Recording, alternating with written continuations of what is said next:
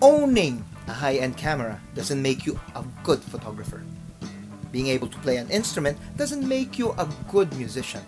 You have to put in long hours of practice and have such passion, just like these kids who persevered and overcame a lot of odds to be able to be where they are today.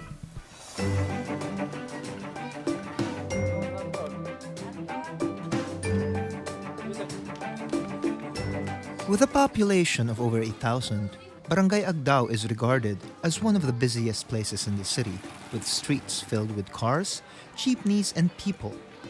Rising above the noise is the subtle, sweet music of strings, and that music leads to AVI, or the Agdao Violin Institute, a music school founded in 2003 by a missionary named David Evans.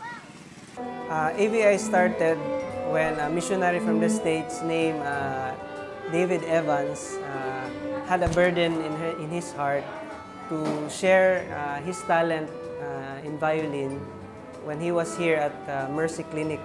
Kasi yung wife niya, sinamahan yung anak niya dito sa Mercy Clinic. And when he saw, the condition dito sa Agdao, he was burdened to also give opportunity to children sa violin since nga wala pang masyadong violin dito. So it started in prayer and then got a burden and started it with just one kid, trying to teach that kid, a street kid. And then out of that, nagmi-meet na sila. And then kasi dumami, and then because dumami, ginawa na lang parang every week. And he was trying to give also these children an opportunity to learn the violin as a way of as a way of getting out of poverty by learning music.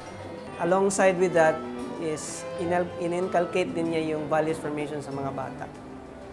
Para maging maganda talaga yung kanilang maging outlook sa buhay. The Agdao Violin Institute was established in the most unlikely of places, a place marred by a history of violence, political conflict, and communist insurgency. In the 80s kasi, Agdao became a bulwark of the New People's Army. And I do understand, I have nothing against the New People's Army, but I do understand why is that because of poverty, we were under dictatorship of Marcos at that time. And talagang napaka-oppressive ng time na yon. And so, the ideology of the New People's Army was really fresh for the people that time. And because of that, Agdao became the killing fields. No? Kaya nga, we got the name ni Karagdao kasi pag may policeman pumupunta at walang kasama, I myself witness yung talagang patayin yung tao sa harap mo. And because of that, we were traumatized when nangyari yung Alsamasa and got the opportunity na pwede na makapasok ulit yung mga humanitarian aid, yung mga NGO. Yun din, yung mga grupo na yun who were praying for Davao City, for Agdao in particular, came in, kasama dito nga itong grupo nila, Sir David.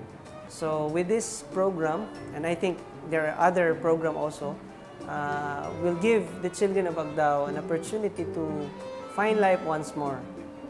And through music, through the string instrument of violin and cello and other string instrument, at least mabalik man lang yung normalcy na kanilang pamumuhay. In the 11 years following its founding, the institution has worked with over 800 students, with some progressing to become competent teachers, and one of them is Claudine Panganuron.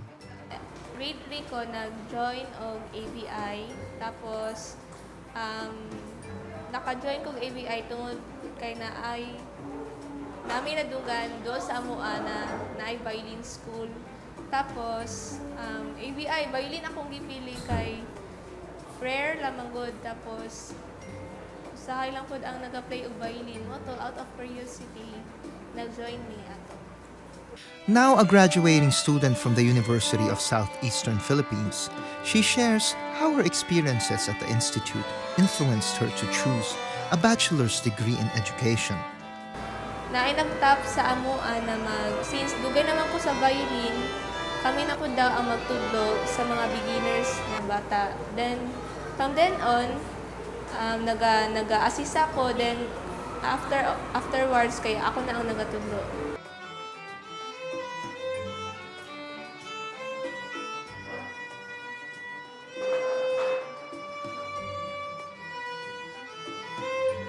At first, jud kay nakulbaan ko kay unsa akong ipang-ingon ni ana. Then tama ba ni akong ipang bisig mali?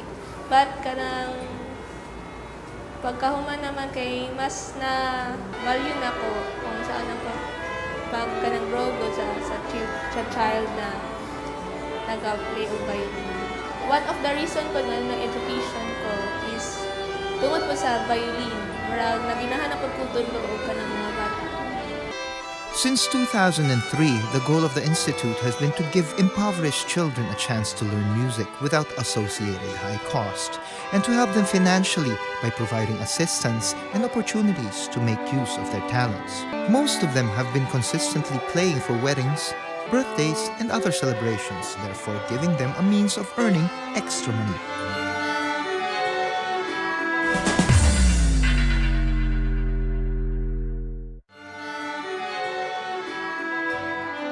"18-year-old Jaen is the fourth of 6 children. Her mother is a housewife and her father works for a security agency. For years, generous people behind AVI has been subsidizing her education in exchange for her teaching violin lessons. What she additionally earns at their gigs, she utilizes as allowance. I remember tung bata pa ko, siguro kinder ko ato. Nagtanaw ko og TV good, then na orchestra din. Itanaw ko sila kanang something mag-play o something ana. Tapos nagkuha ko kanang sa badminton good, sa tawag racket. Then nagkuha ko stick, then nag-anana pud ko kanang urag something na-remember lang po na akong urag katawanan pud. Tapos kadto kanang ni ana mo akong mama na kanang mahal jud daw mag-eskwela o violin kanang urag 100 anana. Kami kay ano naman pumidimi kanang gani reach jud. Ano man ni ay mahal mo kayo tapos ano man sila 10 pesos lang every kuan. So urag kami barato nang daayan so mo to na encourage me og kuan kanang enroll gud dire. Dako jud kay siya natabang especially kanang allowance kanang usay din ako mangayo sa mama na good work gina through teaching nakahatag pa mig na kanang naka-share pa mi tapos napapud mi amuha kana good katabang mi sa family. Another remarkable member is Yuri.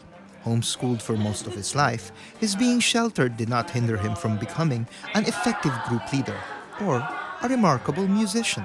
That was my parents' decision because I was homeschooled since I was 3 years old. So it was a decision my parents made para they could really supervise yung growth ko, not just academic but also spiritual. Yung parents ko, they heard about mayroong missionary na nag-start ng violin school dito sa Davao. And then they asked, I was 6 years old then kasi.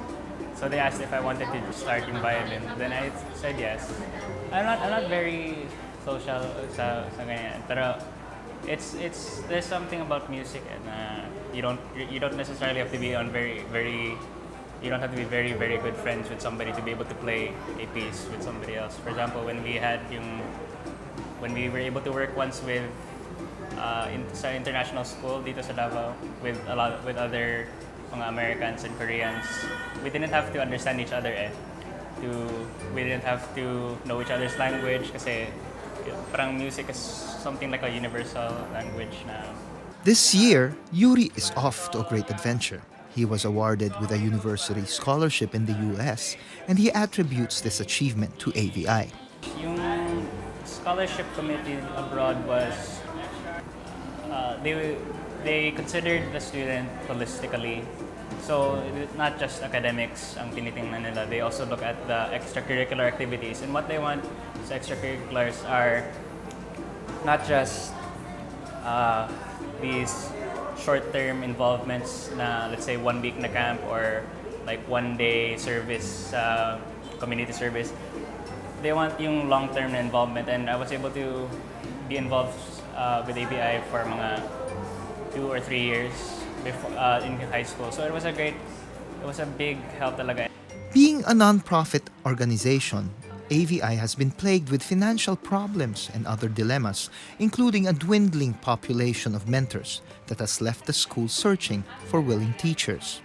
I would not deny na there are some na they would not pursue this path. Kasi what we desire sana is that as we teach them, especially for Sir David in his behalf, I think his heart is really, as he teach these children violin, he wants also them to teach, those who are after them. Actually, it's not a loss for us because it's just an opportunity for them, no? Because dito parang metamorphosis sila and then they become a butterfly. And whatever what form is that, as long as they will have, like self-determination sa kanilang buhay, that poverty will no longer dictate their lives, we're happy for that. In a world dominated by pop music, classical pieces are barely heard. In Davao, a once subtle symphony slowly gained strength and turned into a powerful chorus of strings that made everyone take notice and listen. Such is the power of music.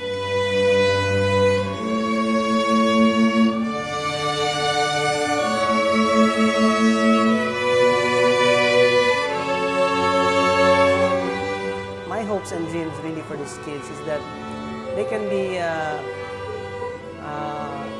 transformational musicians in our country.